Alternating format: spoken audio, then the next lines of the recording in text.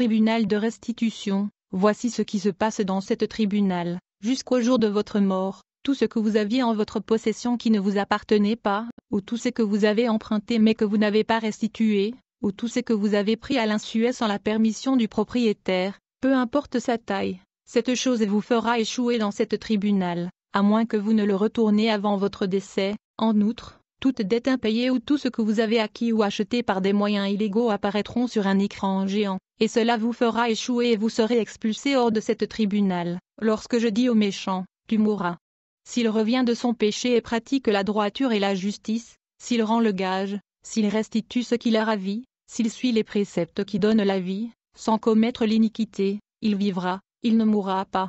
Tous les péchés qu'il a commis seront oubliés, s'il pratique la droiture et la justice, il vivra. Ézéchiel 33 verset 15-16. Ne rien devoir à personne.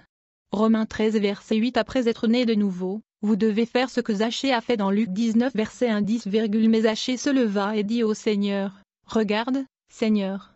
Ici et maintenant, je donne la moitié de mes biens aux pauvres, et si j'ai escroqué quelqu'un en quoi que ce soit, je lui rendrai le quadruple. Jésus lui dit, aujourd'hui, le salut est venu dans cette maison, car cet homme aussi est fils d'Abraham, car le Fils de l'homme est venu chercher et sauver les perdus.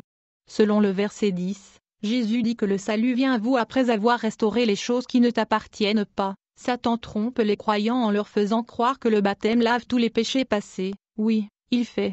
Il lave votre acte pécheur de l'acquisition, mais il ne lave pas l'objet volé ou emprunté que vous gardez toujours en votre possession. Cela signifie que tant que vous le gardez, il vous souille, parce que Dieu le voit de la même manière dont il voit un objet volé. De plus, si vous n'avez pas cet article en votre possession, trouvez sa valeur et payez-le au propriétaire. S'il n'y a absolument aucun moyen de trouver le propriétaire, donnez l'argent à Dieu, et il le rendra au propriétaire légitime dans une autre façon et forme. Si vous utilisez vos talents de manipulateur pour voler les gouvernements en payant moins que votre juste part des impôts ou frais, ou si c'est votre profession en tant qu'expert fiscal, sachez que tous ces enregistrements que vous supprimez secrètement seront affichés à l'écran ce jour-là, et vous serez jeté dehors pour rejoindre tous vos clients qui ont profité de votre corruption et prestation de services. Les escrocs trouveront de vrais escrocs en enfer, mes amis, et les corrompus aussi passeront l'éternité avec leur espèce de diable.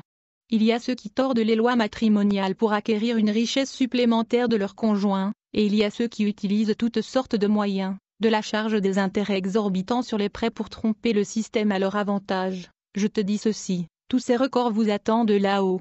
Repentez-vous.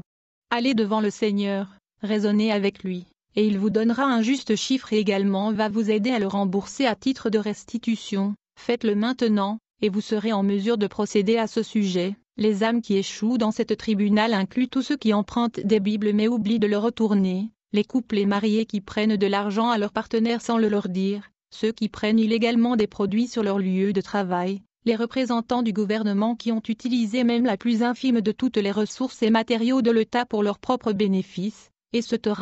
Rappelez-vous toujours que Dieu ne voit pas et ne juge pas comme un homme. Ici dans ce tribunal, le crime de voler un sou est le même que celui de voler un sac d'or. Si votre profession ne vous laisse pas d'autre choix que de faire des choses qui vous fait perdre votre âme, demandez au Seigneur, et il vous en donnera une nouvelle. Rappelez-vous, Jésus recrute toujours dans la moisson des âmes.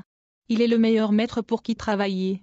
Si vous n'avez pas fini de payer la dot de la femme avec qui vous vivez, vous feriez mieux de chercher ses parents, vérifier combien vous leur devez et remboursez-le rapidement. Veuillez ne pas confondre les papiers matrimoniaux que vous avez signés avec la dot que l'Écriture demande. Bien-aimé, il est maintenant temps de crier à Dieu, et il est si désireux de vous aider. Souviens-toi et aide-toi aussi à parfaire ta restitution, parce qu'après votre mort et votre arrivée dans cette tribunal, il n'y a rien de tel que la pitié ou le pardon. Le paradis est pour ceux qui sont sans tache ni ride. Veuillez trouver et comprendre le sens de tache et ride ici sur terre, parce que vous ne voulez pas le découvrir avec regret et choc dans cette tribunal. Puissions-nous tous nous humilier et profiter de cette grande miséricorde que le Seigneur a montrée dans ces derniers jours, afin que nous soyons jugés dignes d'entrer paradis. Amen.